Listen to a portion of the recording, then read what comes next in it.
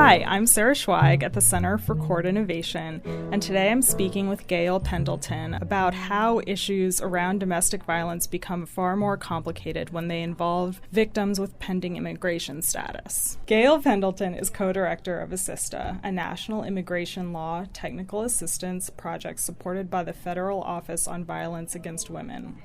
Thank you for speaking with me today, and welcome. Thank you. Women who are victims of domestic violence already face a number of hurdles, and women who aren't citizens often face a much more complex situation. Can you give a sense of these challenges and, for instance, how does immigration status factor into the sort of abusive patterns that they're experiencing? Well, the first thing to think about is how is this similar to what you might see with citizen survivors? So, for instance, language might be an issue for deaf women, for instance, right? Language access and understanding what they're saying and whose information are you taking as truth if you're not getting it directly from their mouth. Culture also could be an issue. Is the pastor or the religious leader telling people they should stay married? That could be true for immigrants. It could be true for citizens.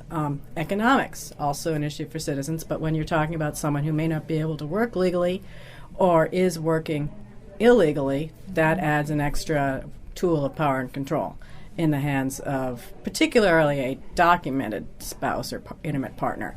And in our immigration family system prior to the Violence Against Women Act, the U.S. citizen or lawful permanent resident spouse controls the immigration process. And so that's why in the Violence Against Women Act, Congress created a special route to status for victims of domestic violence by citizens and lawful permanent residents. So that control of the immigration status is the one weapon that, wouldn't happen to a U.S. citizen. And the other thing that I think is probably true for a lot of citizen survivors, but especially true for many non-citizens, is who's their source of information.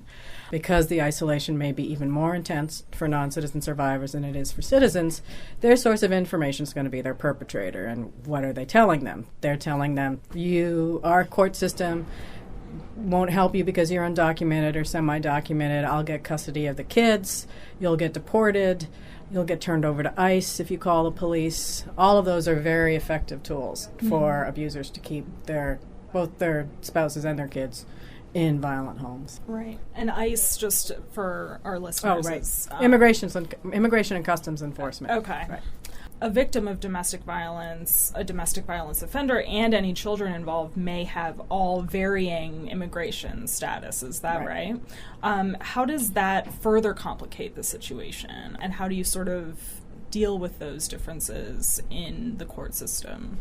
Well, the crucial role that we've tried to work on is ensuring that there are routes to status that allow victims of domestic violence to pursue immigration status without the control of their abusers. And so most of the system, unless you're what we call the principal beneficiary of an immigration benefit, which is usually going to be the abuser, frankly, if say, engineers who come in on high-tech visas or whatever, their family members are here legally, but if they leave them, then they get deported. Right. So you can't, and in the family-based system, as I mentioned, the abuser controls, for the most part, controls the process. So that was the initial attempt it doesn't matter so much what status they have, it matters who controls getting a permanent status. And the safest permanent status short of citizenship is a green card, what people call lawful permanent residence. And that actually takes a long time, even if you do self-petitioning, or the U visa, which is the other thing I wanted to mention, because the self-petitioning just parallels regular family-based process, but those of you who work in court systems will know that oftentimes the abuser also lacks a secure immigration status, or it doesn't fit our normal family-based, like same-sex marriages. For instance, immigration law does not recognize same-sex marriages because DOMA trumps, like Massachusetts state law where I'm from. Orrin Hatch, as I mentioned in the training just now, suggested the U visa as a tool to get undocumented communities, people who are too afraid, victims who are too afraid to call law enforcement, give a tool for law enforcement to reach out to those folks and a form of humanitarian relief for them. They do have to be helpful to law enforcement, and they have to have a certification from law enforcement. So the hurdles are higher in terms of proof for getting that status, but it helps a lot of people who really wouldn't be able to be helped in our regular system. Yeah, you mentioned you've done a lot of reform work with immigration issues and policy change. And I know policies are often shifting and making headway in this issue. Can you describe some of the recent legislation Congress has passed and what hurdles have been cleared and then what else needs to be accomplished? Well, one of the things I tell the impatient lawyers and advocates is that getting the law passed is in some ways the easy part, and then you spend a decade getting it implemented the right way.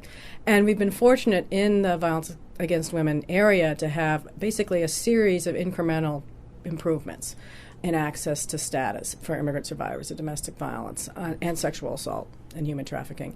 So you had the 94 Violence Against Women Act, then 2000, the Victims of Trafficking Act, 2005 again. But we're still working. I also serve as a liaison with Citizenship and Immigration Services on how to implement these laws since 1997. And so it takes a long time. You know, it's the government, right? it's the federal government, and there are a lot of stakeholders besides us who are involved. So we're still working on getting some parts of, for instance, the U visa implemented, even though it was passed in 2000. Right. So a lot of what I do is work with the advocates and lawyers and with CIS trying to create that fruitful communication as opposed to an adversarial relationship. Right. And if I could just say, we also recently in the past year have developed the same kind of relationship with ICE headquarters, Immigration and Customs Enforcement, and the Department of Homeland Security's Civil Rights and Civil Liberties, so that we're trying to find common ground and shared agendas. We don't obviously all share all of the same agenda, but we do share some goals. So. And at least share the information to, help enact. Right, and I help inform them about what we're seeing in the field. So, for instance, in the past year, I can't take credit for this, but ICE did implement some prosecutorial discretion memos, and one is designed specifically for victims of crimes. And the idea is, they have priorities, people with criminal convictions, terrorists. There are other priorities they have for removal, so if someone is a victim of a crime and is being helpful to law enforcement, it's not a high priority for them to remove them, and they should allow them to stay here and pursue status. So that just happened. So again, my message to the field is this is going to take another decade to actually make it work, but we at the national level are here to help you try to work that out in as non-adversarial way as possible. As with any issue with sort of ever-changing policies, keeping courts and advocates up to date seems incredibly crucial. How do you ensure that jurisdictions are kept informed and all those stakeholders are, trained? How does that work?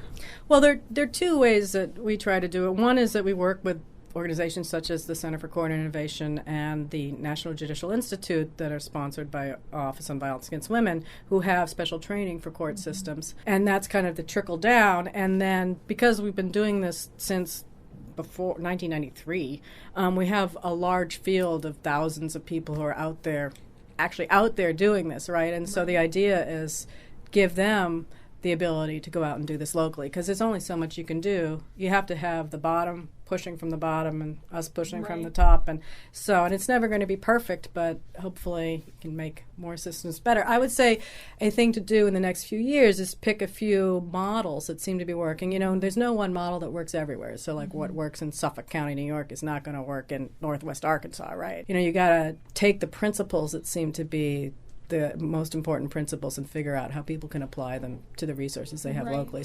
And so for those jurisdictions that maybe haven't gotten, the training, and what can a court do to help advocates and attorneys work with immigrant survivors of domestic violence? And, what are the key things that you think they need to be aware of? Well, I'd say the message for judges is judicial leadership.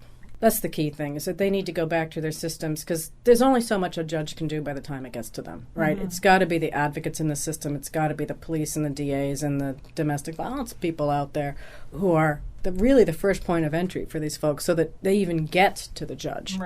Right, so that often what the judges will say, the main thing they realize is they got to take this back and encourage bar association trainings and at the stakeholder meetings raising these issues and that kind of thing. And then the other piece is to get all those other players in the system trained up. There are trainings out there. We do trainings at the National District Attorneys Association, at the FJC conferences, at the Sexual Assault and Domestic Violence conferences for advocates. And there's lots of materials out there. That's the other message, is you don't need to start from scratch. Lots of people have been doing this around the country and lots of different contexts. So because we have this huge network, we can also find people who can talk to you.